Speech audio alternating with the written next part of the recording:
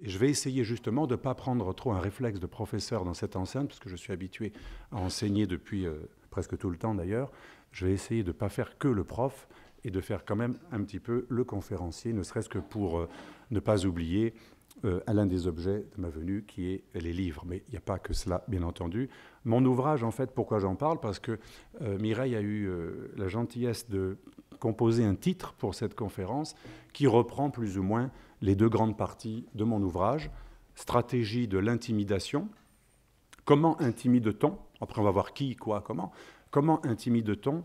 Soit par la stratégie de l'intimidation morale, psychologique, par la culpabilisation, la diabolisation, la stigmatisation, ce que j'appelle la DCR, diaboliser, culpabiliser, retourner.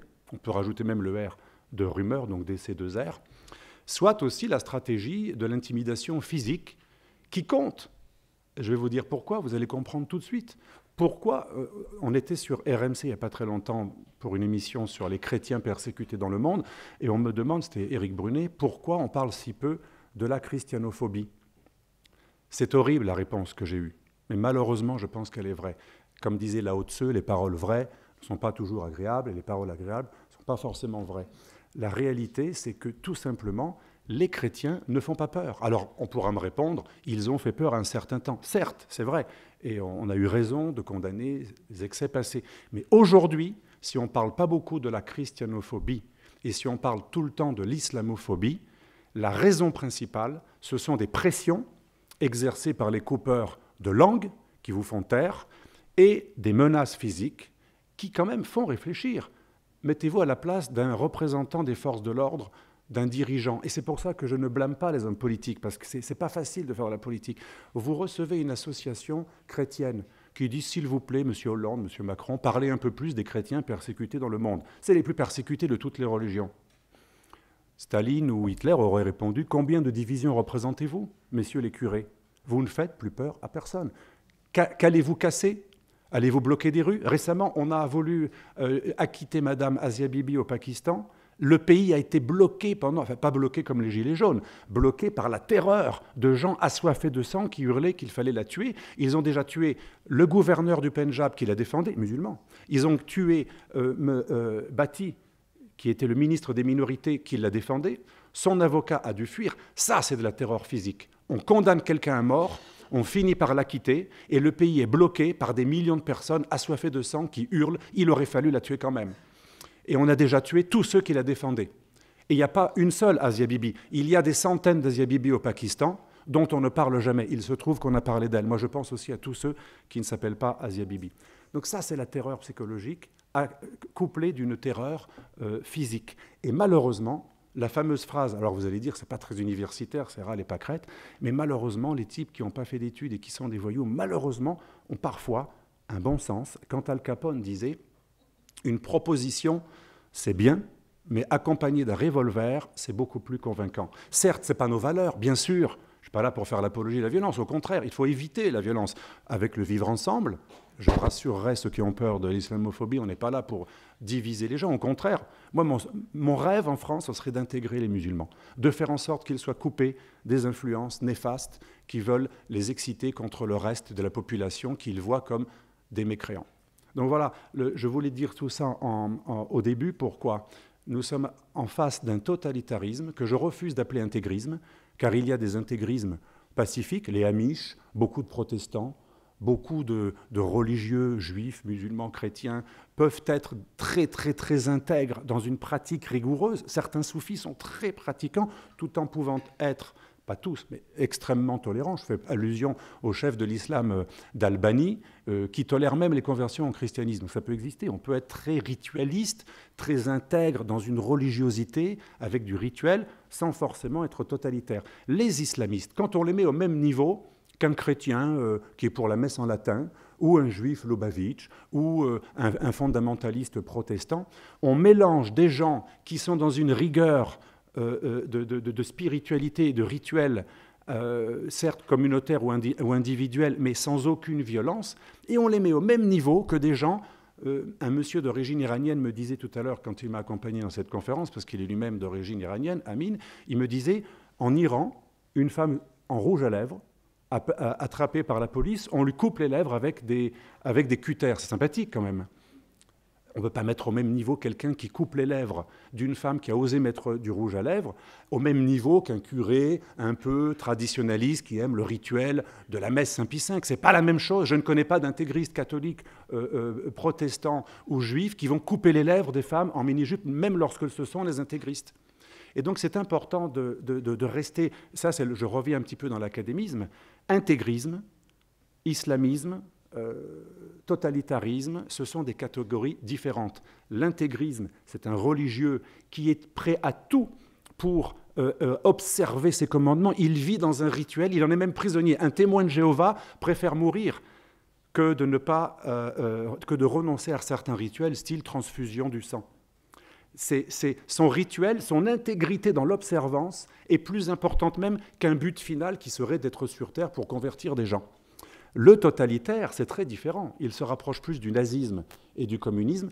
Tout est bon pour atteindre un objectif. L'objectif qu'on appelle les buts de guerre stratégique en géopolitique ou en stratégie. L'objectif du totalitaire, c'est certes parfois utiliser la religion, être très religieux, mais sans aucune limite. L'islamiste est très religieux et observant quand ça l'arrange, mais ça ne le gêne pas de recruter des voyous, des drogués, et même parfois des homosexuels pour tuer des homosexuels. On a vu en Amérique un type schizophrène qui était homo, mais qui allait tuer les homos. Donc on peut même recruter effectivement parfois des psychopathes. Mais est-ce que le fait de recruter des psychopathes et des voyous veut dire finalement qu'il n'y aurait pas d'islamisme, que tout ça, ce serait une histoire de faux musulmans? Eh bien non plus. Il ne faut pas mélanger toutes les catégories, mais il faut savoir aussi, je reviens à Lao Tse, une chose peut être une chose et son contraire en même temps. On peut être un intégriste islamiste de type totalitaire et en même temps recruter parfois des gens qui ne sont pas observants. Alors, ce n'est pas parce qu'on peut recruter des voyous qui connaissent rien à l'islam, ça ne veut pas dire que derrière, il n'y a pas un projet islamiste. Le but de cette conférence, c'est de voir qu'effectivement, on ne peut pas juger le terrorisme islamiste à ces petits soldats qui parfois, effectivement, ne sont pas des bons musulmans. Est-ce que ça veut dire que derrière, il n'y a pas une véritable stratégie? Je réponds que non, et on peut le prouver assez facilement. Donc voilà, mon livre s'articule en stratégie de l'intimidation, des coupeurs de tête, coupeurs de langue, c'est-à-dire du terrorisme djihadiste, les coupeurs de tête, ceux qui vous intimident avec la méthode d'Al Capone, qui savent convaincre de manière très dissuasive, et la deuxième partie, les coupeurs de langue, bien, ceux qui vous font taire. Lorsque les coupeurs de tête massacrent des gens, le lendemain, les coupeurs de langue, qui disent qu'ils n'ont rien à voir avec les coupeurs de tête, sont les premiers à dire que les coupeurs de tête n'ont rien à voir avec l'islam. Et finalement, à la fin du compte, eh bien, on a une immense publicité en faveur de l'islamisme. C'est pour ça que j'affirme en début de ce livre, en 4e de couverture, plus on tue au nom de l'islam, plus l'islamisme progresse, plus les femmes voilées apparaissent, plus on est fier d'être pour la charia, plus il y a de partis islamistes qui apparaissent, plus il y a de fierté de la Ummah, de califat, plus on parle de l'islamisme. Donc dans un énorme paradoxe, je reconnais que c'est un paradoxe, plus on terrifie, on commet des atrocités au nom de l'islam, je dis bien au nom, parce que s'il y a des musulmans dans la salle sincères qui ont un islam paisible, bien évidemment qu'on ne les vise pas. Mais plus on tue, en tout cas, ce n'est pas au nom du bouddhisme qu'ils tuent, j'en suis désolé. Et quelqu'un qui est honnête, Boualem Sansal ou d'autres, il y en a plein, j'en connais plein, des musulmans honnêtes, croyants ou pas, qui reconnaissent qu'on ne tue pas au nom du bouddhisme. En tout cas, les djihadistes, ils ne tuent pas au nom du bouddhisme. Donc on tue effectivement au nom de l'islam, ce qui n'a rien d'insultant envers les musulmans et envers l'islam. Et dernier préalable, parler de racisme à propos de l'islamophobie est la plus grande imposture sémantique, la guerre sémantique qu'on ait pu avoir ces derniers temps. Depuis quand une religion, c'est une race? Surtout une religion qui est totalement universelle, qui se définit elle-même comme prosélyte et absolument pas liée à une race. Dans le judaïsme, c'est différent. Le judaïsme n'est pas lié à une race, mais il est lié à un peuple. On peut comprendre qu'il y ait un lien entre ethnie et religion dans certaines religions comme le judaïsme, mais pas que, aussi l'alaouisme, les druzes. Il y a certaines religions qui sont fermées d'un point de vue presque ethnique, c'est en même temps une religion, un peuple. Mais l'islam est avec le christianisme, même s'il est très différent et même c'est son opposé, il a un point commun avec le christianisme, il est foncièrement universaliste. Donc parler de racisme à propos d'une religion foncièrement universelle qui a toutes les ethnies représentées en son sein est une aberration. Enfin, comme me disait le monsieur iranien d'origine tout à l'heure, Amin, depuis quand une phobie est un délit? Depuis quand on va interdire d'avoir peur? Donc il est important de ne pas mélanger tous les termes. La haine est condamnable, surtout si elle est exprimée de manière, avec des risques en plus de conséquences pour atteindre la dignité et l'intégrité physique des personnes. Bien sûr, je suis le premier à la condamner. Mais depuis quand avoir peur d'un système qui est de plus en plus menaçant serait un délit? Donc voilà, coupeur de tête, coupeur de langue. Quels sont les buts des islamistes? Tant coupeur de tête que coupeur de langue. Alors, dernière précision, je ne parlerai ici que de la réalité islamiste, que je définis comme un totalitarisme au même titre du nazisme et du communisme. Je ne parle pas des musulmans qui seraient très humanistes ou réformistes ou moutazilites ou tout ce que vous voulez. Tout à l'heure, il y avait aussi un monsieur d'origine ismaélienne, une secte de l'islam chiite très tolérante. Bien entendu, là, aujourd'hui, je ne parle que de l'islamisme radical qui n'est pas que terroriste. Le terrorisme n'est que 10%, c'est que la face émergée de l'islamisme radical. 90% de l'islamisme radical, qui a un projet califal de conquête mondiale et de soumission de l'humanité à un ordre théocratique, donc c'est un véritable totalitarisme de type théocratique. C'est une théocratie, donc un pouvoir fondé sur Dieu, hein, mais de type totalitaire, c'est-à-dire que la fin justifie les moyens. Tout est bon pour y arriver, y compris le mensonge, la guerre, la violence, l'intimidation physique, morale, psychologique. Donc c'est un totalitarisme très comparable au nazisme et au communisme, beaucoup plus qu'à des intégrismes d'autres religions. Et les buts de ces islamistes, tant qui adeptent du soft djihad, le soft djihad, c'est le djihad du verbe, c'est le mensonge pieux. On parle souvent de taqiyya, même si le mot est impropre puisqu'il est lié au schisme.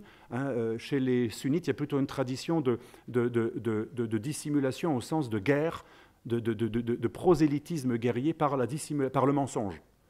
Mais ça revient au même, on parlera de taqiyya de manière, pour être plus simple. Donc les djihadistes soft qui veulent un djihad du verbe ou un djihad juridique par les tribunaux, hein, la CDH récemment, et les djihadistes guerriers, certes, sont très différents dans la façon d'agir, bien entendu. On ne va pas les mélanger. On ne peut pas dire que Tariq Ramadan, c'est Monsieur El-Baghdadi. Mais il y a un grand point commun entre Tariq Ramadan et El-Baghdadi. La matrice, c'est la même. Les frères musulmans, qui ont inspiré le Hamas en Palestine, à Gaza, qui ont inspiré l'Iran des mollahs, de Khomeini, lui-même membre d'une section des frères musulmans, ils ont inspiré Al-Qaïda, Daesh.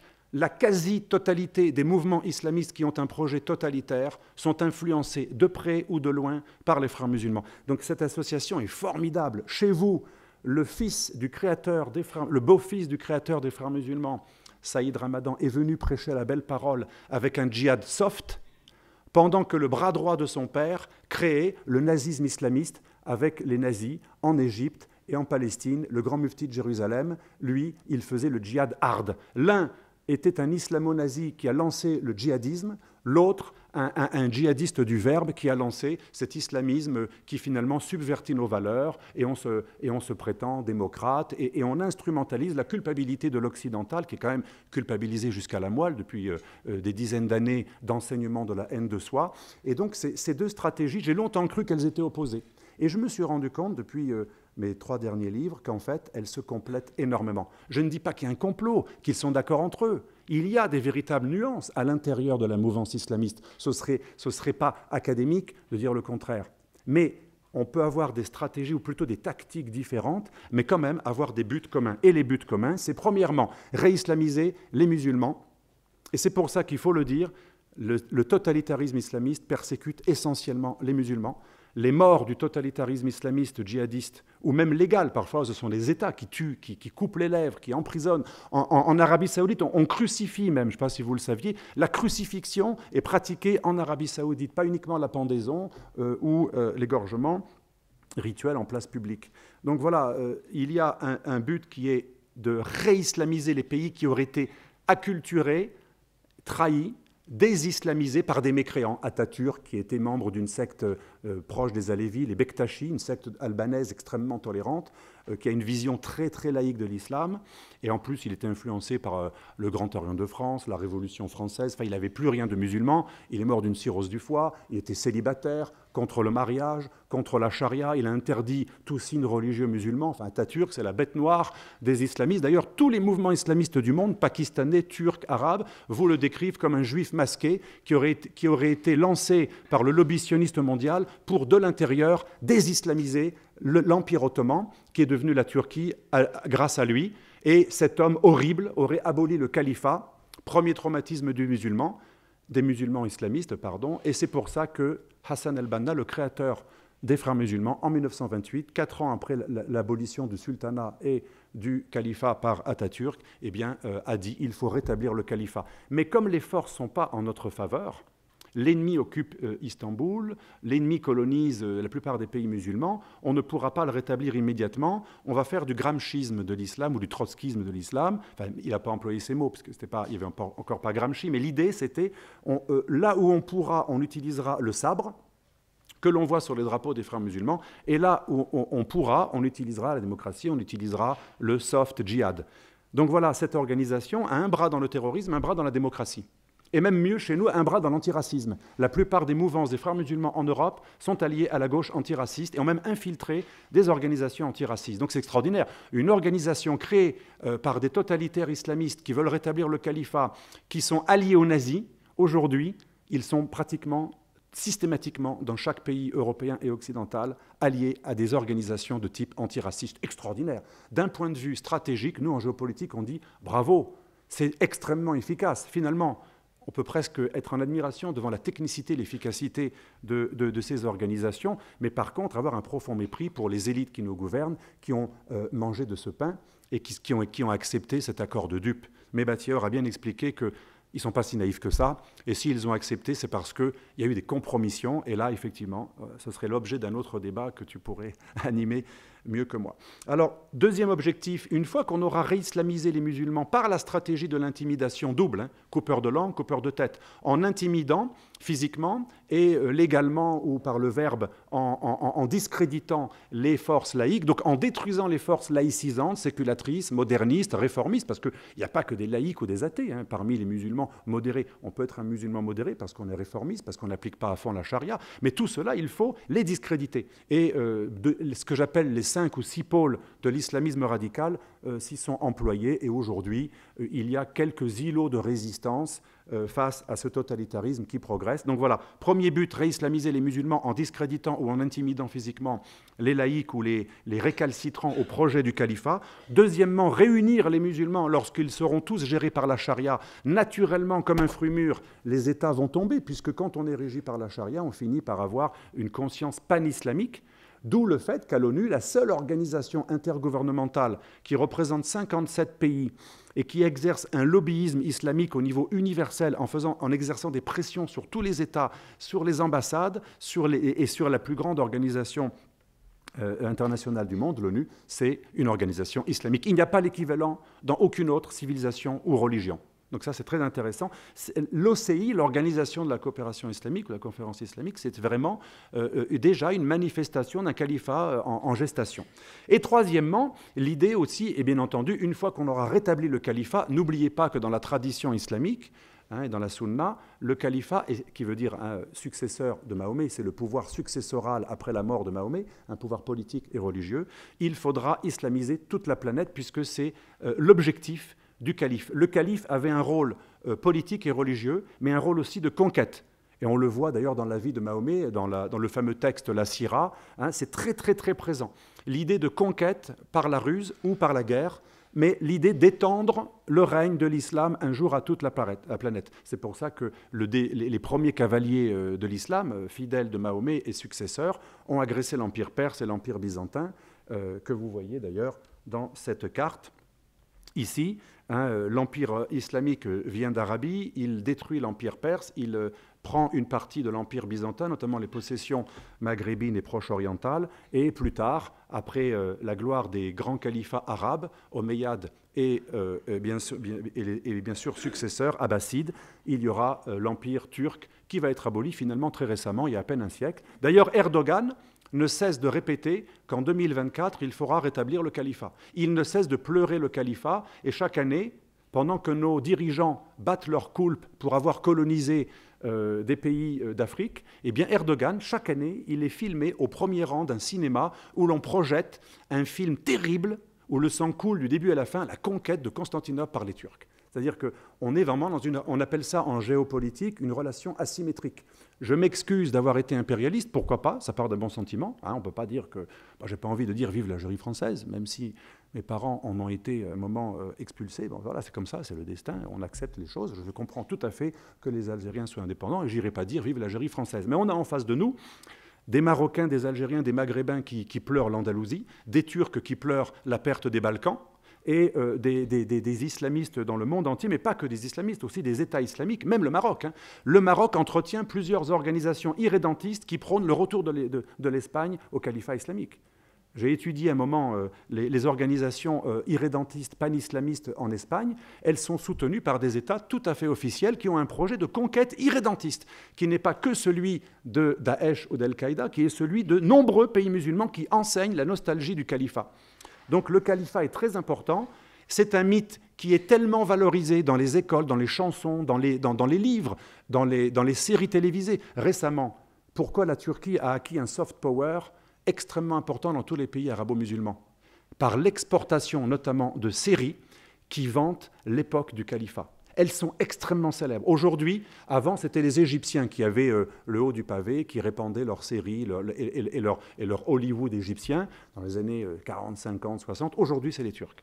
Parce que cette nostalgie du califat touche les cœurs de la plupart des musulmans, puisqu'ils grandissent dans la nostalgie d'une supériorité de la Oumma lorsqu'elle était gérée par des califes qui systématiquement agressaient d'ailleurs les mécréants.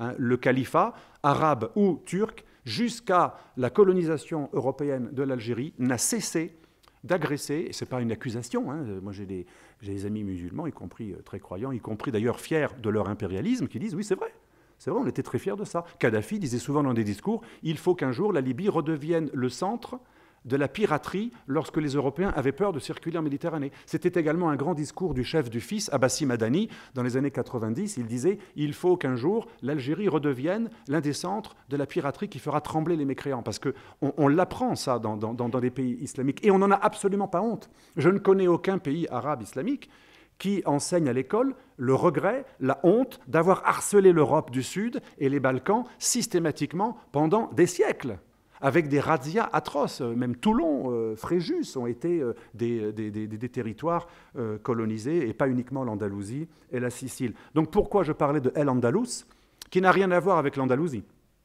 L'Andalousie, ça vient de Vandalousia, bien antérieur aux Arabes, mais on croit aujourd'hui que ce mot est né avec les Arabes, qu'ils l'avaient arabisé, et El Andalus désignait en fait toute l'Espagne islamique, ou plus arabisée, mais on dit à tort arabisée parce qu'il y avait très très peu d'Arabes en Espagne. Il y avait surtout des convertis locaux et des berbères arabisés très très superficiellement, mais qui étaient islamisés. Et en fait, l'Espagne avait été conquise donc par une dynastie arabe, les Omeyyades chassés de Damas, mais surtout avec des troupes qui étaient berbères, et ensuite de nombreux convertis ont adhéré à l'Espagne, au califat d'Al-Andalus, parce que l'Espagne était très divisée. L'histoire se reproduit. L'Espagne était conquise très facilement parce qu'elle était en pleine division théologique et ethno-politique. Il y avait une véritable guerre civile.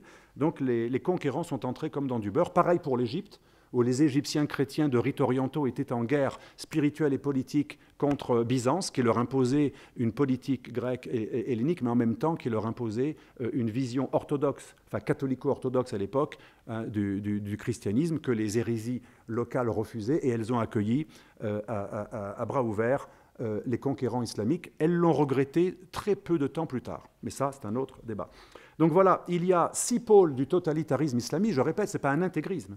Il y a des intégristes très pacifiques, même si on peut ne pas les aimer. Il ne faut pas mettre tout le monde dans la même catégorie, mais ceux qui adhèrent à ce projet, on pourrait également définir l'islamisme radical comme une vision théocratique, politique de la religion, une symbiose religieuse et politique, une absence totale de séparation entre les deux, et la religion comme source de la politique, et la politique comme fin, comme but de la religion.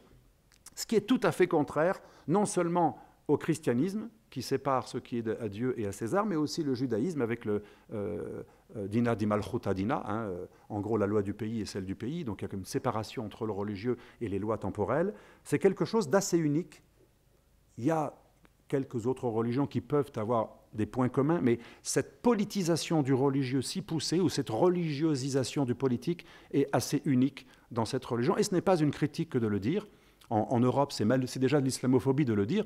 Je ne connais aucun imam orthodoxe qui pense le contraire.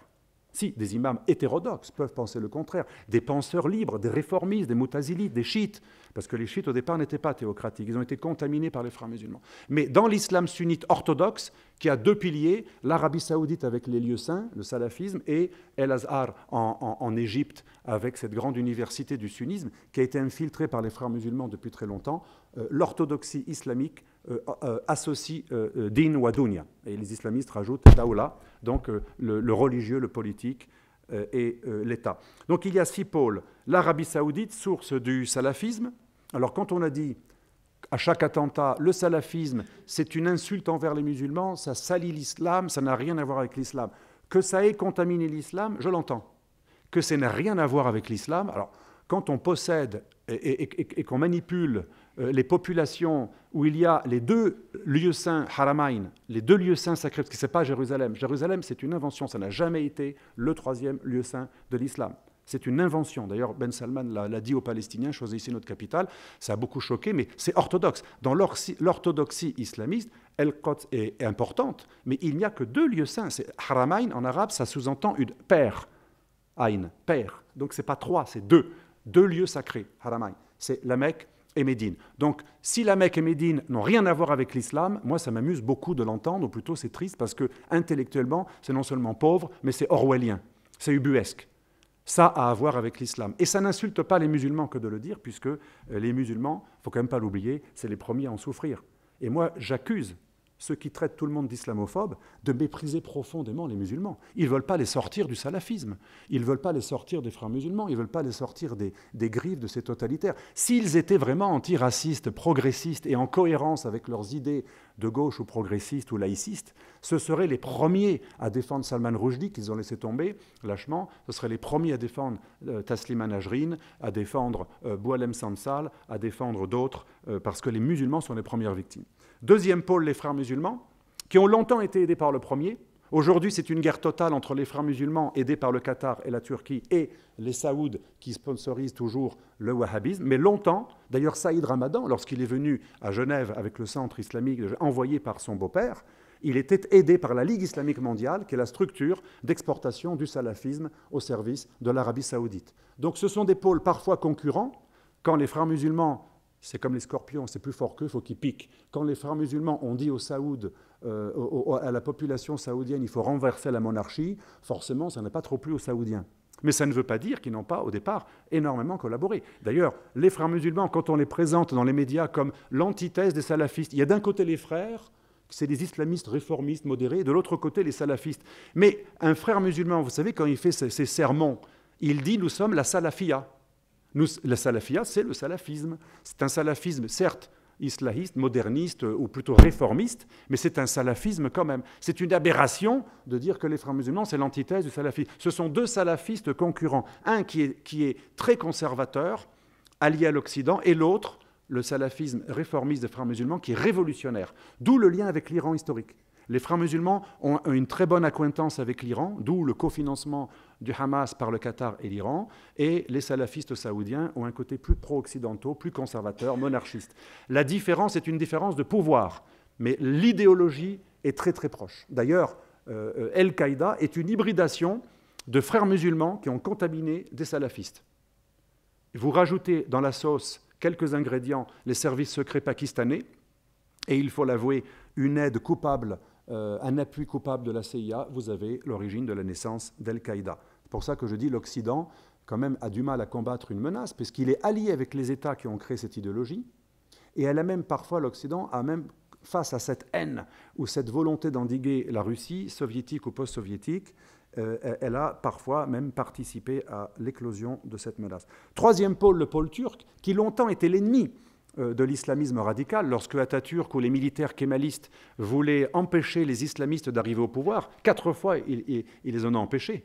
Il a fallu attendre l'Union européenne et George Bush, et Clinton, Bush et Obama pour voir des Occidentaux, notamment les plus importants, les Américains, empêcher l'armée turque de faire un coup d'État. Il faut savoir, on le sait aujourd'hui, l'armée turque jusqu'à 2016, mais c'était trop tard. Quand les Américains se sont réveillés, c'était trop tard. Ils ont voulu renverser Erdogan en 2016. Le coup d'État a échoué, il était très mal préparé. Mais jusqu'en 2010 à peu près, même 2013, les États-Unis, tous les présidents américains ont soutenu systématiquement les islamistes en Turquie, mais pas que les Américains. L'Union européenne, son premier paquet de réformes en direction des Turcs, la première chose qu'ils ont demandé aux Turcs quand Erdogan est arrivé au pouvoir, terminer, mettre fin au pouvoir des militaires qui, justement, à l'époque, voulaient empêcher Erdogan de changer la Constitution. C'est extraordinaire. Erdogan ne serait pas là aujourd'hui sans l'appui de l'Union européenne, qui l'a motivé avec l'argent, et un peu ce qui s'est passé en Iran, la contradiction de la politique américaine qui a empêché les laïcistes en Iran comme en Turquie d'empêcher l'arrivée des islamistes. Giscard et les Américains ont laissé Khomeini détruire l'Iran, et les États-Unis et l'Europe ont laissé Erdogan détruire le kémalisme. Donc ce pôle est très important. Aujourd'hui, Erdogan, qui vient de s'affilier aux frères musulmans, qui est devenu d'ailleurs peut-être même le candidat pour le rétablissement du califat, c'est le programme des frères musulmans, il n'est pas frère musulman au départ, il vient du Millî Görüş, qui est mon ami arménien Georges connaît très bien cette organisation, c'est la matrice de l'islamisme turc, qui est un mélange d'ultranationalisme panturquiste et d'islamisme radical nostalgique du califat. Donc voilà, on a un pôle turco-ottoman, on a aussi bien sûr le Qatar. Le Qatar et les turco-ottomans aujourd'hui aident les frères musulmans. L'Arabie saoudite est dans une relation de rivalité, mais tous ces pôles, on pourrait rajouter aussi bien entendu le pôle indo-pakistanais, avec la mosquée de Lunel qui est tenue par le Tabligh, organisation extrêmement intégriste, mais limite totalitaire, elle est entre les deux. Et souvent, c'est un sas. On est Tabligh, et après, on évolue vers le djihadisme. Donc, tous ces pôles, le Pakistan, c'est aussi la matrice des talibans et d'Al-Qaïda, donc ce n'est pas n'importe quel pôle, soit l'islamisme d'État, soit l'islamisme djihadiste, tous ces pôles, et on pourrait bien sûr rajouter l'Iran.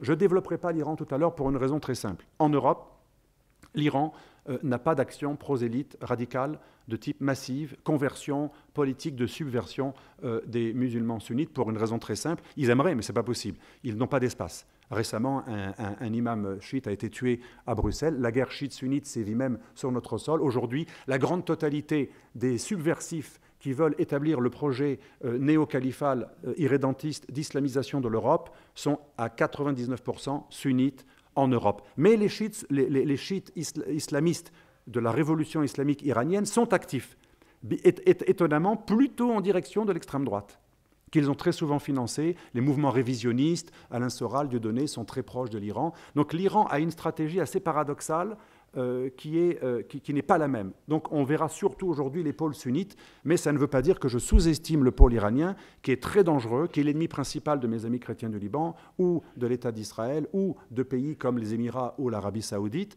Donc l'Iran est une menace islamiste, mais qui est plutôt géographiquement répandue dans sa zone d'influence où il y a des chiites.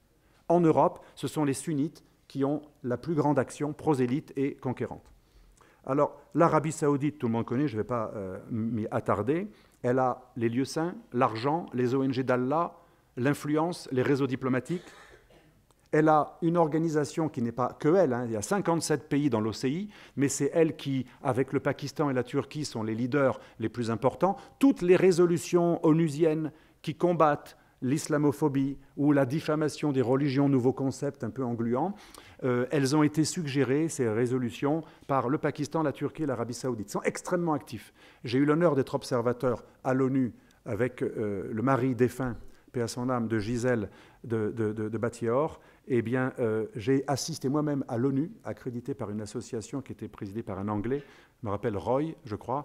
J'ai assisté à des choses absolument ubuesques où on voyait à l'intérieur du Conseil des droits de l'homme, on voyait des États islamistes qui parlaient au nom de l'OCI et systématiquement, il y avait cette rengaine, l'Occident est islamophobe, l'Occident est raciste envers les musulmans, et à chaque fois ils changeaient de concept. Comme racisme, ça n'a pas été accepté, ils ont mis islamophobie, islamophobie n'a pas été acceptée, et là ils ont fait ressusciter la diffamation des religions, qui est assez habile, puisqu'on n'accepte pas d'assimiler islam à race, avec le mot diffamation, on va dire qu'on nous insulte. Il y a toujours cette idée d'extrême susceptibilité. Autre organisation au service de l'Arabie saoudite, la Ligue islamique mondiale. Alors tout ça, je précise, c'est les coupeurs de langue, surtout, même si ces pays ou ces pôles coupeurs de langue, parfois, ont aidé des mouvements islamistes. La Ligue islamique mondiale, elle a 3000 mètres carrés à Paris, 2500 mètres carrés à Bruxelles, elle a pignon sur rue dans tous les pays d'Occident, comme les frères musulmans d'ailleurs, comme les Turcs, comme les Qataris. Tous ces pôles sont en totale liberté en Europe et en Occident, y compris aux États-Unis.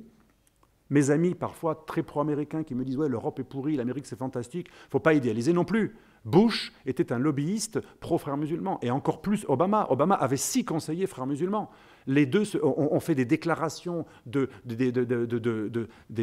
professions de foi anti-islamophobes qui concurrencent celles de Trudeau ou de nos plus grands adeptes de l'islamiquement correct en Europe. Donc on n'est pas si différent que ça. La société américaine est elle-même travaillée par ces lobbies extrêmement puissants, notamment parce que Carlyle, Citibank, Citigroup, United Press International ont des capitaux saoudiens. Il faut savoir que les Ben Mahfouz et la famille Ben Laden ont eu des intérêts d'actionnariat communs avec la famille Bush. Donc c'est carrément quelque chose de totalement imbriqué. L'Amérique est autant imbriquée dans l'islamiquement correct pour des raisons de compromission que ne l'est l'Europe. Sauf que l'Amérique est un peu plus courageuse parfois que l'Europe. Donc c'est-à-dire si un jour elle veut réagir, elle le fera de manière plus cow-boy que l'Europe qui est dans une grande léthargie, peut-être liée à la natalité et à la vieillesse. Je ne sais pas. Autre pôle, vieillesse au sens démographique. Autre pôle, les frères musulmans, Ikhwan al-Muslimin. Alors là, c'est une organisation très intéressante, puisqu'on l'a dit tout à l'heure, elle veut rétablir le califat, et elle est la conséquence directe du traumatisme qu'est l'abolition du califat par le mécréant juif masqué. On l'appelle Donmé en Turquie, c'est le nom qu'on donne aux juifs masqués, alors qu'en fait, il était pur albanais d'origine, on sait très bien qu'il n'était pas juif, mais allez dire à un islamiste qu'il n'était pas juif, il vous dit, vous êtes naïf. Tout le monde sait qu'il n'était pas juif. Mais c'est le mythe, judéo-maçonnique d'ailleurs, qui aurait détruit l'islam de l'intérieur. Et Hassan al-Banna, il dit, on va rétablir tout ça, on va rétablir le califat. Mais par étapes. On va faire tout d'abord le jeune enfant musulman. Après, on va faire l'adolescent musulman, l'adulte musulman, le village musulman, l'école islamique. Après, la région. Après, le pays tombera comme un fruit mûr. On aura gangréné les ordres des avocats, l'université, les écoles, les clubs de sport, exactement ce qu'ils font dans nos banlieues. L'idée, c'est le Coran et notre Constitution, mais l'épée est là. Non, le Coran, c'est en gros, on va répandre le Coran avec le djihad du verbe, donc coupeur de langue, le djihad soft, mais si on nous empêche d'étendre le règne d'Allah, on pourra utiliser le djihad guerrier, l'épée. C'est pour ça que ces pôles ne sont pas tous que des pôles islamistes modérés. Un pôle peut être à la fois pro-djihadiste et anti-djihadiste. Les Qataris financent un djihad soft avec les frères musulmans type Tariq Ramadan, mais ils ont aussi, c'est comme le seul pays arabe qui a des représentations des talibans, des terroristes shebab somaliens et d'autres mouvements terroristes. D'ailleurs, quand on veut libérer un otage, la France dit on ne paye pas les otages. C'est normal, c'est le Qatar qui paye pour nous. Le Qatar est une agence de communication qui fait le lien entre les démocraties et les terroristes. C'est un pays charmant. Alors, petite anecdote, un jour, un diplomate qatari qui m'a convoqué, parce qu'il était un peu choqué par mes propos dans certaines émissions, me dit « Mais nous, on n'est pas méchants, on n'est pas pro-terroristes. » Et je dis « Ne me prenez pas pour un imbécile, vous êtes sympathique, mais voilà les noms des gens, voilà, vous avez un tel mouvement chez vous, un tel. Il y en a même un qui collecte des fonds, voilà son nom, etc. » Et il me dit « Bon, c'est vrai.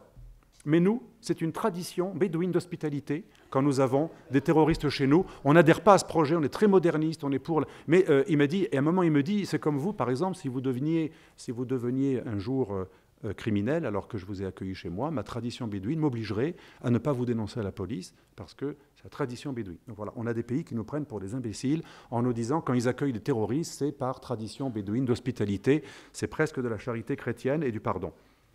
Donc... Pour revenir aux frères musulmans, vous voyez la ressemblance stupéfiante avec Tariq Ramadan, le beau-fils du créateur des frères musulmans, a une mission qui est très intéressante parce qu'elle relie l'Europe au monde musulman. Moi, Hassan al-Banna, je veux rétablir l'islamisme théocratique dans un pays qui a été laïcisé par des horribles mécréants. les ancêtres de Michel Aflaq, de Saddam Hussein, de Nasser, des espèces de nationalistes arabes ou turcs qui auraient l'idée d'un peu d'imiter l'Occident au niveau des valeurs, même s'ils ne sont pas très démocrates, mais des valeurs un peu séculières, plus ou moins séculières. Mais attention, on a vu les objectifs tout à l'heure. Islamiser l'humanité, c'est le troisième normalement, le dernier objectif. Mais puisqu'il y a plein de musulmans qui commencent à arriver en Europe déjà dans ces années-là, quand on a ouvert le centre islamique de Genève, l'élite des frères musulmans ont dit on va commencer aussi l'objectif numéro 3, islamiser l'Occident, parce qu'on y est carrément contraint. On est contraint de mélanger le but numéro 1 avec le but numéro 3, avant de passer par le numéro 2, qui est le califat. Avant même d'avoir le califat, objectif numéro 2, et le numéro 3, ce serait un califat qui va islamiser l'humanité, on va directement à l'objectif numéro 3. Pourquoi? Puisque comme il y a des musulmans en Occident, il n'y a rien de pire dans la mentalité chariatique que de voir un non-musulman qui gouverne un musulman. Donc, pour empêcher ces non-musulmans de contaminer les musulmans, il faut aller faire des missions chez eux, et on fera d'une pierre deux coups.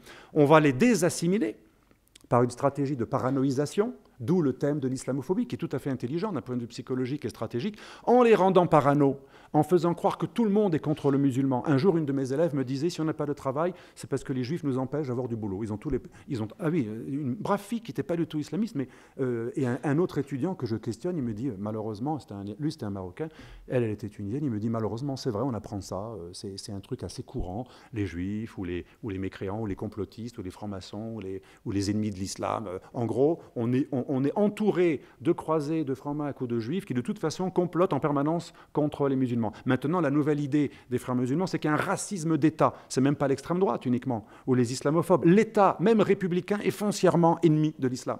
Donc cette stratégie de paranoïsation est très intelligente, puisqu'elle provoque, elle justifie la séparation.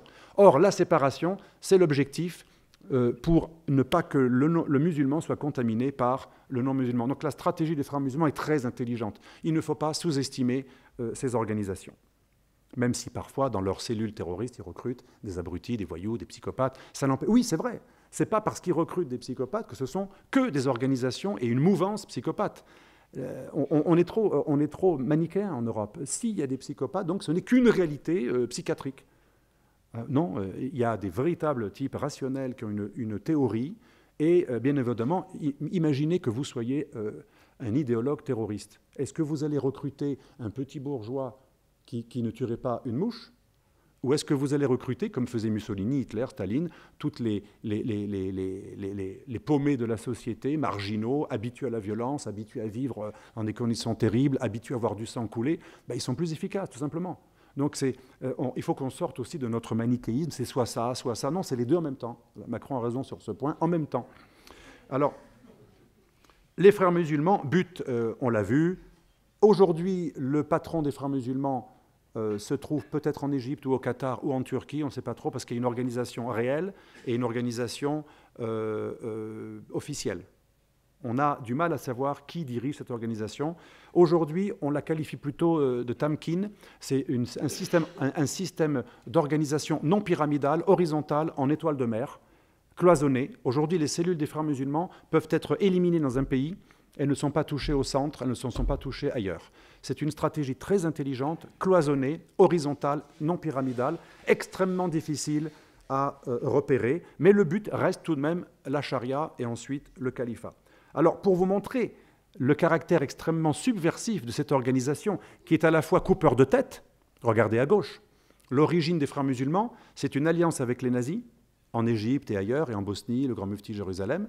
C'est la matrice de tous les mouvements terroristes qui ont tous des anciens frères musulmans. Al-Qaïda a été créé par un ancien frère musulman, pas Ben Laden. Abdullah Azzam, qui était un Palestinien frère musulman, mais qui a été hybridisé avec le salafisme en Arabie Saoudite lorsqu'il était professeur.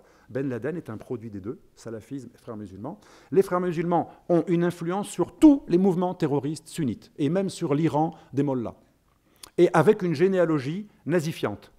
Cette organisation, quand elle le peut, elle a des organisations démocratiques. À gauche, il y a le côté radical.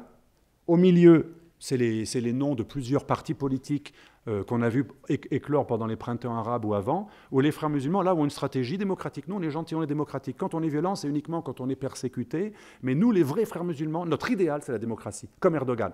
C'est l'islamisation soft par la démocratie. Donc, terroriste quand ça m'arrange, ou quand j'ai pas le choix. Démocratique quand je peux subvertir les valeurs démocratiques pour établir la charia. Et en Europe, alors là c'est le pompon, je trouve ça extraordinaire, une organisation foncièrement antisémite, judéophobe, antichrétienne, panislamiste, totalitaire, alliée historiquement au nazisme, qui en Europe, là c'est les noms de toutes les mouvances et les tendances des frères musulmans en Europe, cette organisation en Europe systématiquement est alliée à la gauche ou au mouvement antiraciste. Extraordinaire. En matière de fourberie, de double langage, c'est extraordinaire. C'est mieux que la taqiyya, c'est la ruse de guerre. Les sunnites utilisent plus l'expression ruse de guerre ou guerre par la ruse que taqiyya. La taqiyya dans le chiisme était une façon de survivre en milieu sunnite. C'était la dissimulation pour survivre. Chez les sunnites, la taqiyya elle est offensive. C'est un moyen de guerre quand on ne peut pas avoir la guerre du sabre.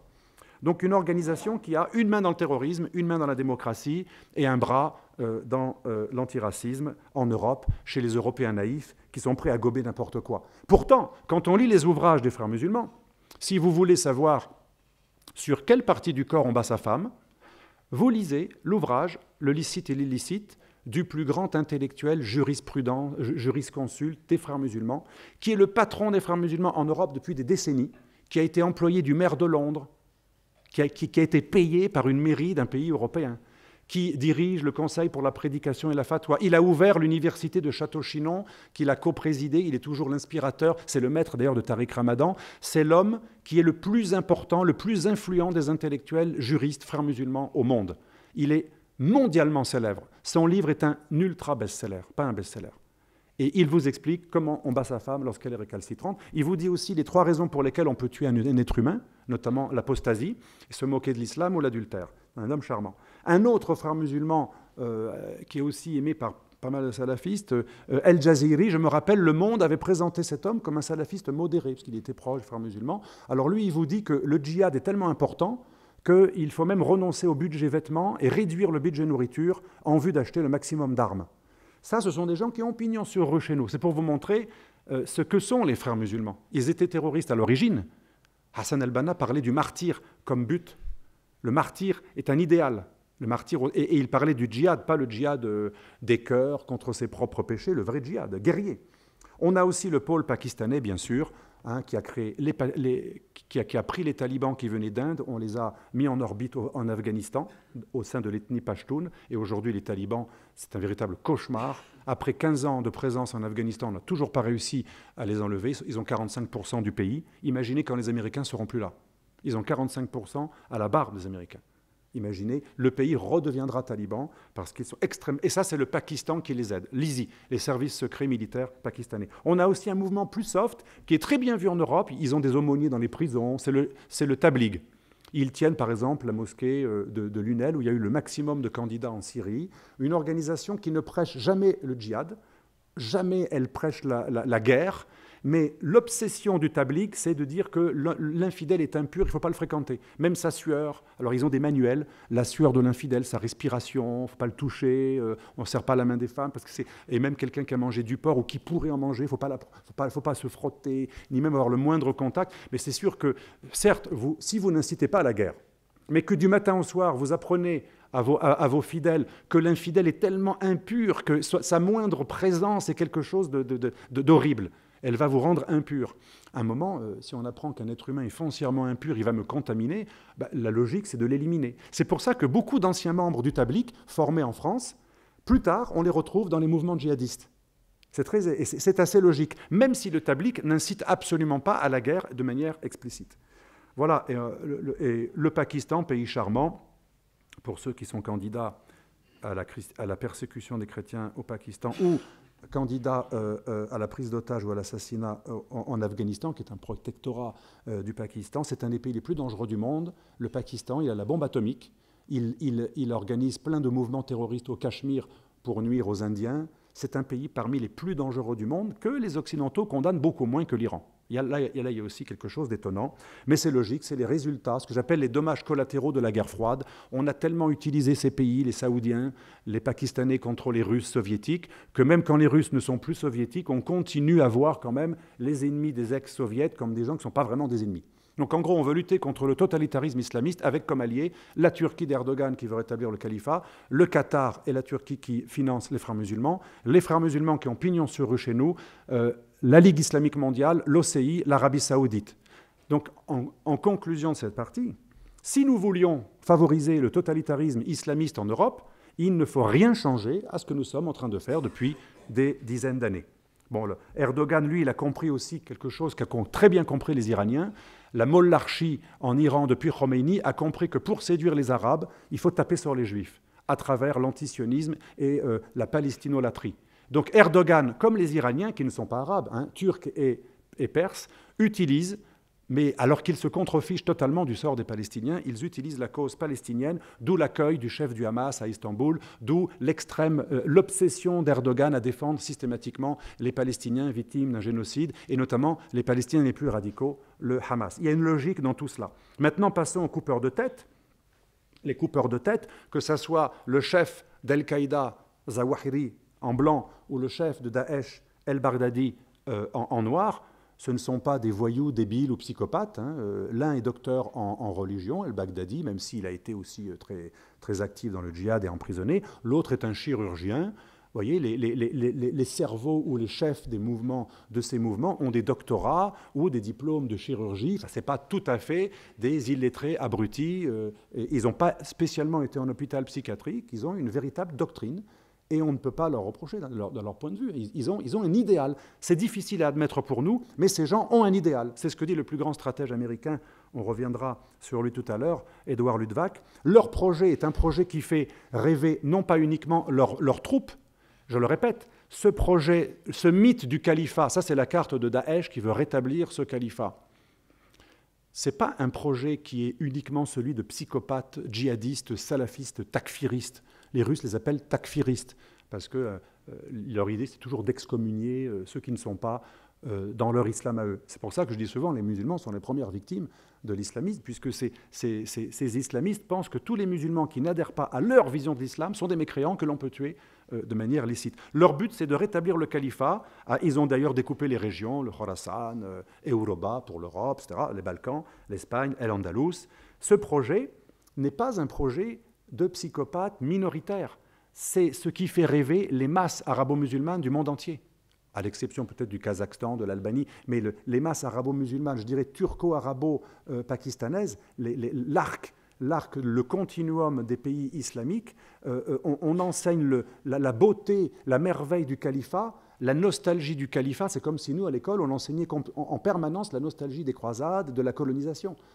À la limite, on a peut-être tort, nous d'ailleurs, d'être honteux de notre passé, parce qu'on ne peut pas juger le passé avec l'œil du présent. Il faut être indulgent avec les ancêtres. On n'est pas responsable de ce qu'ils ont fait, et on devrait... Finalement, les pays musulmans sont moins bêtes que nous, parce que finalement, ils ne jugent pas de manière terrible, accablante, leur passé, puisque de toute façon, le passé, ce n'est pas nous, c'était une autre époque. Donc, autant nous battons notre coulpe que dans ces pays, il y a une extrême nostalgie. Donc, pourquoi je dis ça ? Quand Al-Qaïda ou Daesh disent « tu iras au paradis pour rétablir le califat, tu mourras pour cette cause, et ton martyr, le suicide que tu recherches en tuant et en étant tué, à chaque attentat, les types cherchent quand même à être tués. Pourquoi ? Ça paraît débile, on pourrait se dire « mais c'est juste des malades mentaux ». C'est ce qu'on a envie de se dire. Non, le martyr a toujours été un sel de prosélytisme. Même les chrétiens, qui est un martyr certes pacifique, le disaient, le martyr c'est le sel de la terre. C'est un foment de conversion. Mais c'est valable malheureusement aussi pour les martyrs noirs, les martyrs lugubres, les martyrs mortifères. L'idée c'est que celui qui meurt au nom du djihad lance un message qu'on comprend parfaitement dans notre inconscient. Vous prenez des cachets à l'idée de mourir ou de vieillir, nous, on va allègrement vers la mort. Le message est très clair.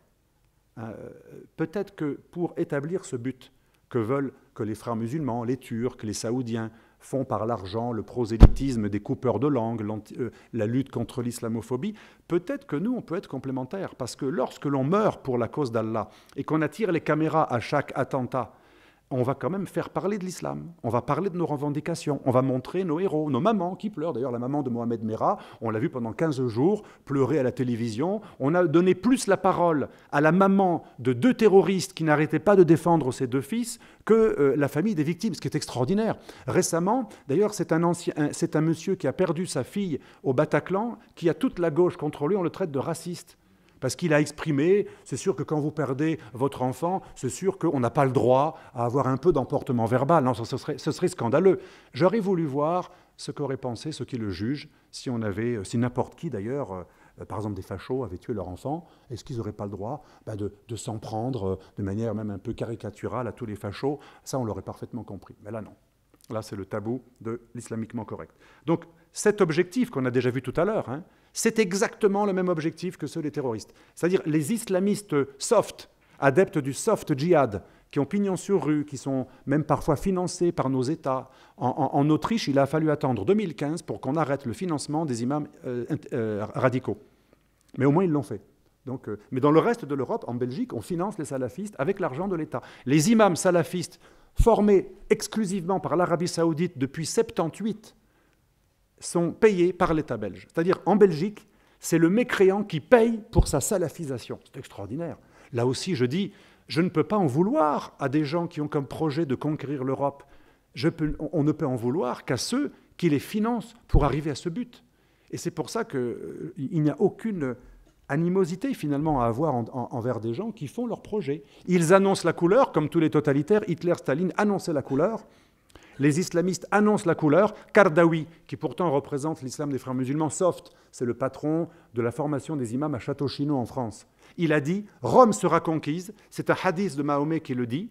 Après Istanbul, Constantinople, Rome sera conquise. À partir de l'islamisation de Rome, toute l'Europe sera conquise. Ce n'est pas une invention, ce n'est pas d'Elvalien, ce n'est pas une interprétation même de Boualem Sansal.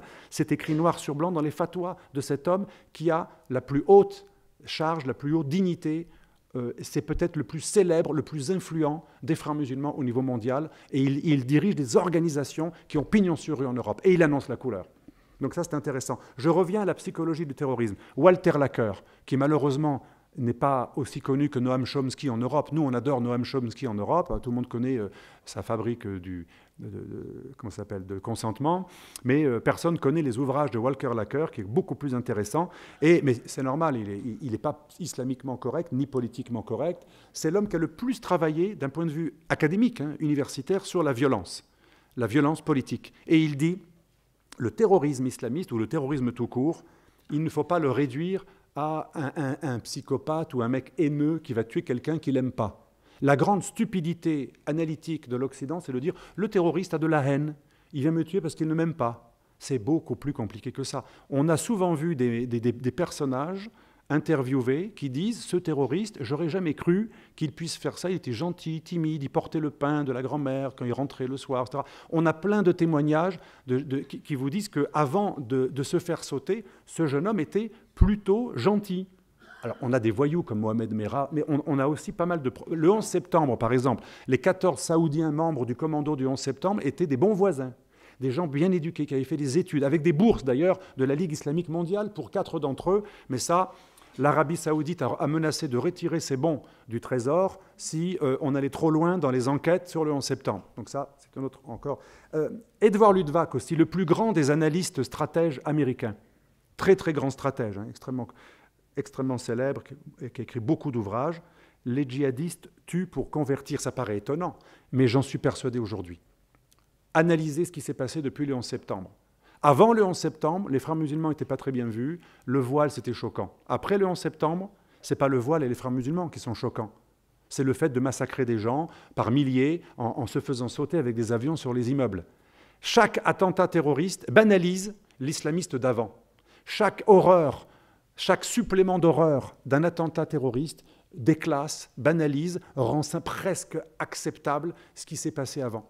On est presque dans la nostalgie d'Al-Qaïda depuis Daesh. Daesh a été beaucoup plus loin qu'Al-Qaïda. D'ailleurs, Ben Laden en voulait au créateur de Daesh, qui était Zarqawi, un palestino-jordanien, lui, un peu psychopathe. Sa maman voulait le guérir parce qu'il était très violent et voyou. Elle l'a confié à un imam, c'est devenu le plus dangereux des islamistes. Et il tuait constamment des chiites partout où il les trouvait. Même Al-Qaïda, Ben Laden le trouvait trop extrême. Et ce qui est fantastique, à chaque attentat terroriste, on banalise l'islamiste d'avant, mais en plus, on parle de l'islam en mal. Ça, c'est vrai, on en parle en mal, mais comme on est culpabilisé, on en parle encore plus en bien, pour montrer qu'on ne va surtout pas faire l'amalgame. Donc finalement, à la fin des comptes, chaque attentat terroriste est une immense publicité extraordinaire, non pas uniquement pour les islamistes, mais pour l'islam, puisque à chaque fois qu'on dénonce l'islamophobie, après chaque attentat, on va par compensation dénoncer le terrorisme djihadiste qui n'a rien à voir avec l'islam, et donc faire l'apologie du vrai islam qui est extraordinaire. C'est-à-dire que grâce aux attentats terroristes, cette religion bénéficie de la publicité la plus extraordinaire au niveau planétaire dont aucune autre religion ne bénéficie. Si vous appelez pas ça un succès opérationnel, certes, ce n'est pas de l'opérationnel militaire. Sur le terrain, ils ne sont pas très bons. Quoique, pour les liquider à Mossoul, on était à 1 contre 100. Imaginez lorsqu'on sera à 1 contre 1. Et c'est souvent ce que disent les islamistes. Là, vous êtes avec vos drones et vos super bombes, et vous êtes souvent à 10 contre 1 ou 100 contre 1. À Raqqa, on était à 20 contre 1. Le jour où vous serez à armes égales et 1 contre 1, ne croyez pas une seconde que vous gagnerez. Hegel l'a toujours dit. C'est celui qui n'a pas peur de la mort, théorie maître et l'esclave, qui gagne. C'est celui qui a peur de la mort qui perd. Donc le message est très clair. C'est un message d'intimidation, mais aussi un message de prosélytisme. Plus on tue au nom de l'islam, plus on parle de l'islamisme en mal, et par rectification, plus on parle de l'islam en bien, pour ne pas avoir l'air islamophobe.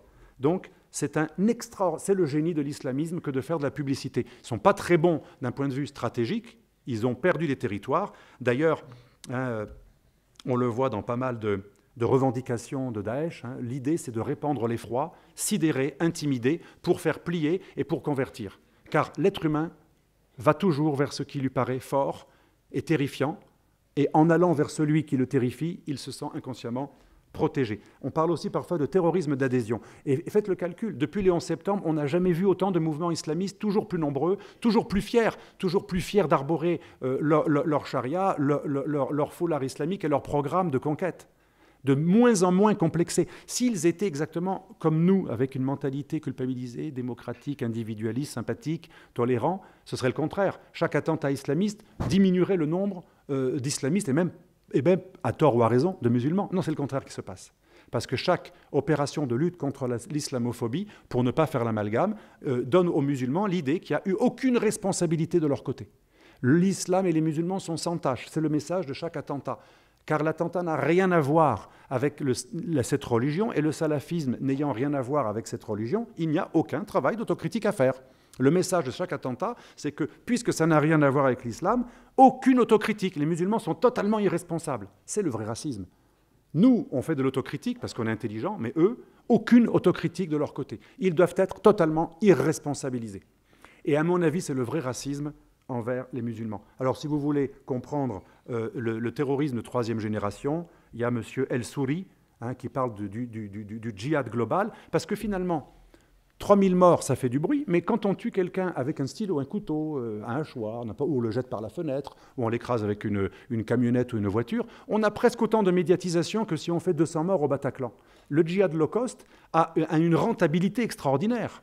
C'est de moins en moins cher à produire, et ça rapporte beaucoup, parce que même quand un type n'a même pas réussi à tuer quelqu'un, mais il s'est fait sauter, on a fini par l'abattre à l'aéroport de Roissy, on en parle 3 jours quand même. Chaque attentat, même mineur, suscite une publicité extraordinaire. C'est pour ça qu'on parle de terrorisme publicitaire. Et l'Occident est très intelligent, parce que les 2 choses que nous demande de faire un des grands idéologues du califat, à la fois inspirateur d'Al-Qaïda et de Daesh, Naji, qui a écrit La gestion de la barbarie, il dit « il faut qu'on parle de nous », c'est ce que fait l'Occident systématiquement, et il faut qu'ils viennent nous bombarder, car quand ils viennent nous bombarder, forcément, leurs bombes, ce n'est pas des bombes super clean, il n'y a que la propagande, il n'y a que les naïfs qui croient que nous, on a des bombes clean, les Russes, c'est des bombes pas clean. Quand les Russes libèrent Alep, c'est un carnage. Quand nous, on a libéré Raqqa et Mossoul, c'était des bombes super gentilles, elles n'ont tué que les méchants. Moi, j'ai rencontré cet été un officier du commandement des opérations spéciales. Il me disait, on a fait un carnage. J'y étais. Il me dit, et je ne suis pas un antipatriote, j'aime mon pays. On a fait un carnage. On n'a pas fait mieux que les Russes. Il a fallu vraiment déblayer le terrain. Donc, nous, on y croit, mais bon, on croit assez sornettes. Donc, n'empêche que dans la réalité, dans le monde réel, ce n'est pas un jeu vidéo, il y a plein de morts innocents, et donc, ça suscite encore plus l'adhésion. C'est pour ça que les talibans, plus on les bombarde depuis 2001, ça fait quand même du temps, ben, plus ils reviennent. Malgré tout ce qu'on a fait contre eux, les talibans possèdent 45% de l'Afghanistan. Une autre leçon qui m'a beaucoup frappé, El Adnani, il savait qu'il allait mourir, ancien porte-parole et idéologue, l'un des cerveaux de Daesh. Notre but, notre victoire, notre échec ne se mesure pas à la conquête ou à la perte d'une ville, d'un territoire. Notre vrai territoire, c'est le Theatrum Mentis. Il est mental. L'important, notre vrai territoire, c'est qu'on parle de la charia, de l'islam, de l'islamisme. Donc, vous croyez que vous nous avez vaincus quand vous reprenez un territoire en Syrie. Mais nous, à chaque attentat, on multiplie les métastases islamistes qui font parler en mal. Mais comme vous êtes culpabilisés, on en parle en bien. Et il y a plein de musulmans qui vont se sentir victimes, parce qu'à chaque attentat, on nous dit que l'islamophobie progresse. Et finalement, il y aura encore plus de jeunes musulmans qui auraient été intégrés il y a 30 ans, qui sont beaucoup moins intégrés, puisque les coupeurs de langue leur disent de se désassimiler légalement, les coupeurs de tête leur disent la même chose. Le mot central des daéchistes, c'est le désaveu. Désavouez la société infidèle. Ne restez pas parmi eux, et si vous restez parmi eux, ce n'est que pour les harceler. Mais finalement, dans les deux cas, on prône la séparation de manière sympathique pour les uns, les coupeurs de langue, par le djihad du verbe et des tribunaux, et les autres par la séparation physique, par le chaos, la gestion de la barbarie. Voilà, si vous voulez lire les littératures, elles sont tout à fait conformes à de nombreux textes de l'islam classique. Moi, j'ai lu Dabiq, Dar el-Islam et d'autres revues de Daesh ou d'Al-Qaïda. Ce qui est impressionnant chez Dar el-Islam, c'est la rigueur des citations de la Sira, du Coran, des hadiths. C'est très rigoureux et j'ai été frappé, je n'y croyais pas, de retrouver dans la tradition islamique la plus orthodoxe, enseignée dans les universités islamiques, des choses aussi barbares que le viol des païennes yézidis ou pas yézidis.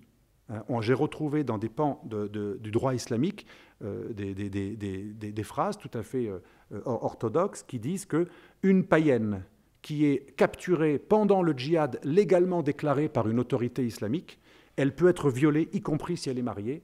Et on a des hadiths jugés authentiques qui relatent des propos du prophète qui dédouanent, qui déculpabilisent des fidèles qui lui disent « Est-ce que c'est normal d'avoir forniqué avec cette personne ?» D'ailleurs, il y a même un hadith qui est horrible parce que l'état d'âme, c'est « Est-ce qu'on doit terminer notre action à l'intérieur ou à l'extérieur ?» Et le prophète répond « Peu importe, ce qui naîtra, naîtra ou pas. » C'est assez terrifiant, le degré d'absence d'humanité de certaines de ces sourates. Alors quand on nous dit qu'il ne faut pas stigmatiser les musulmans, oui, qu'il ne faut pas radicaliser et que les gens n'aient qu'une porte de sortie qui serait qu'être athée ou musulman islamiste, c'est vrai qu'il faut trouver autre chose, c'est vrai qu'il ne faut pas stigmatiser, c'est vrai qu'il faut être humain.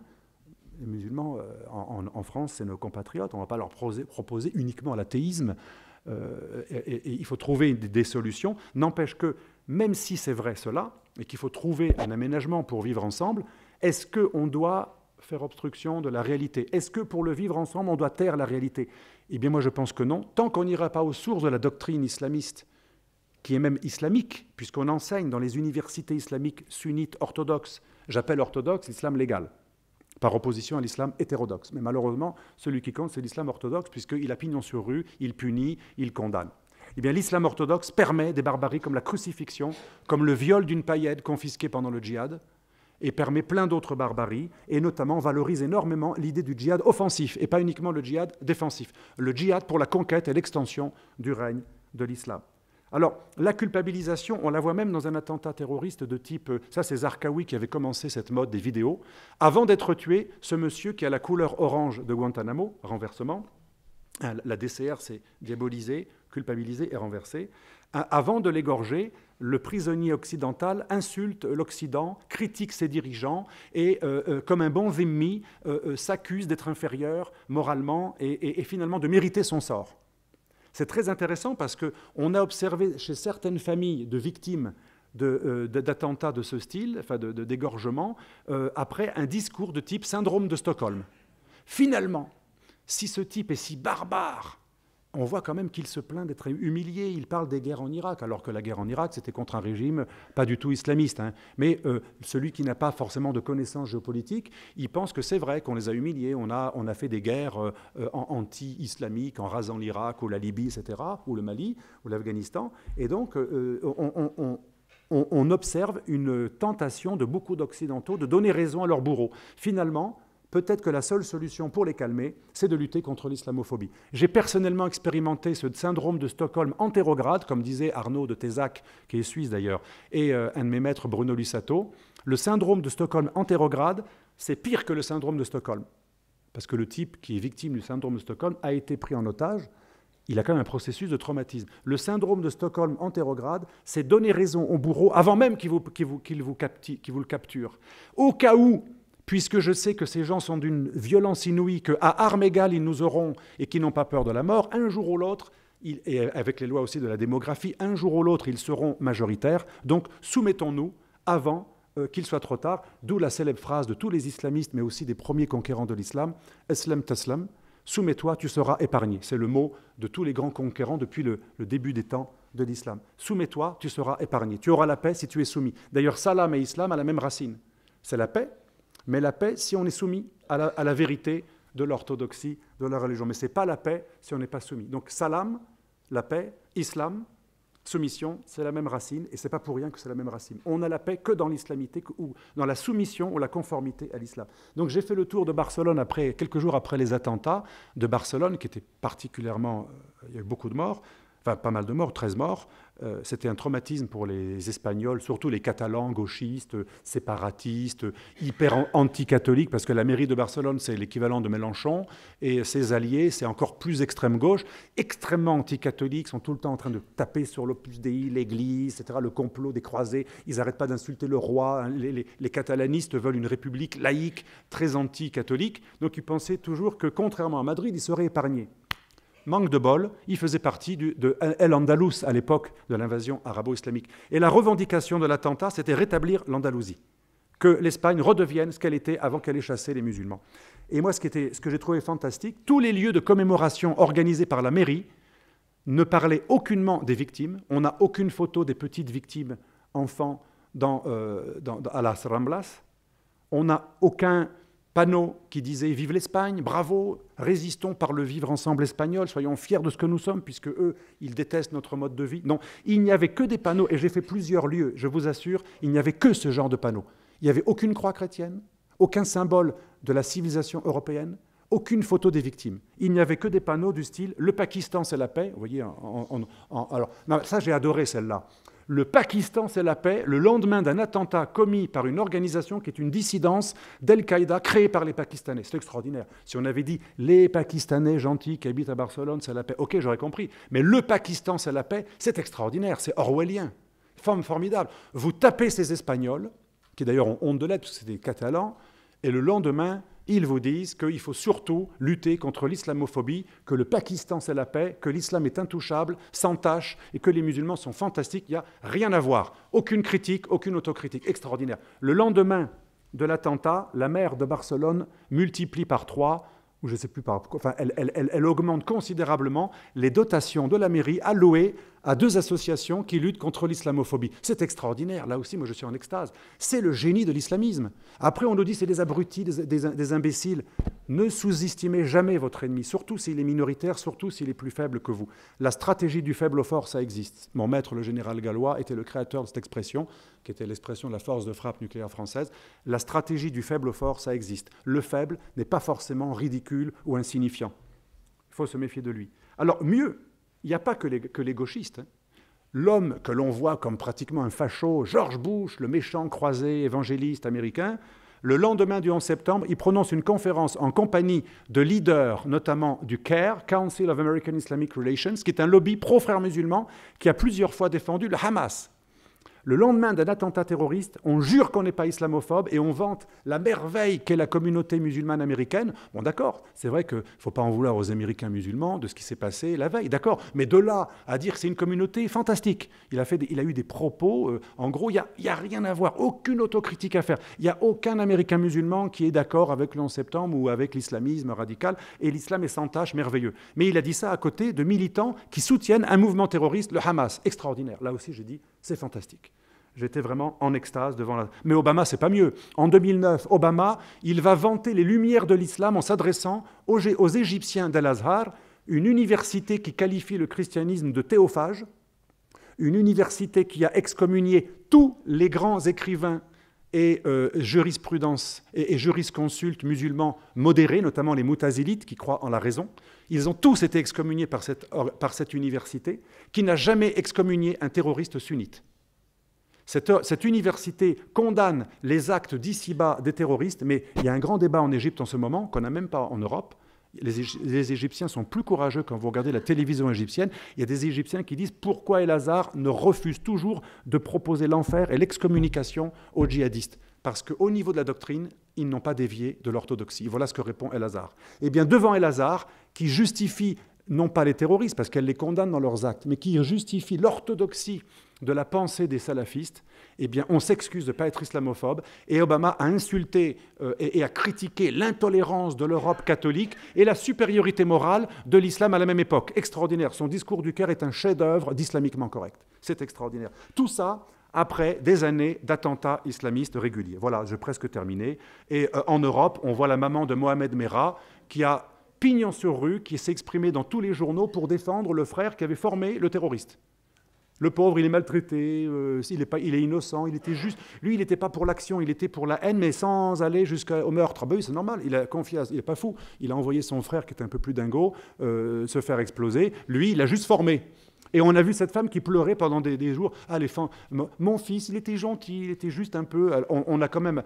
Un troisième fils a écrit un livre en disant « C'est ma mère qui m'a appris à détester les juifs et les chrétiens. On a été élevés dans la haine. » Bien sûr, ça ne vient pas ni de l'islam, ni des parents, ni d'un contexte culturel. Boualem Sansal et d'autres ont été accusés d'islamophobes, même quand ils sont musulmans, parce qu'ils ont osé dire qu'il y a aussi un terreau culturel. Hélas, la nostalgie du califat, l'antisémitisme radical judéophobe, le mépris du croisé, ça, c'est aussi un terreau favorable sur lequel peut proliférer l'islamisme radical. Et le pompeau, c'est Mr. Trudeau. Alors lui, il est génial. Avec les Anglais, c'est le premier leader d'un pays occidental qui accepte une islamisation du droit. Il a accepté de parrainer une loi qui a été adoptée par le Parlement au Canada qui ne condamne que l'islamophobie, mais surtout pas la christianophobie. On n'a condamné que la haine envers l'islam, surtout pas la haine envers les autres religions, surtout pas en tout cas le christianisme. Là, c'est le pompon. Et en Europe, en France, on a plein de cellules du style CCIF, c'est le collectif pour lutter contre l'islamophobie. C'est les frères musulmans qui sont derrière. Et l'idée, c'est d'instrumentaliser notre culpabilité. Ma conclusion sera donc extrêmement courte. Il ne faut surtout pas culpabiliser. La culpabilisation est une arme de guerre. Celui qui culpabilise, il est complice du culpabilisateur. Il n'y a pas de culpabilisateur sans culpabiliser volontaire. Et il n'y a pas de mauvais dirigeants sans gouverner qui les ont élus. Nous sommes responsables de ce qui nous arrive. Je vous remercie.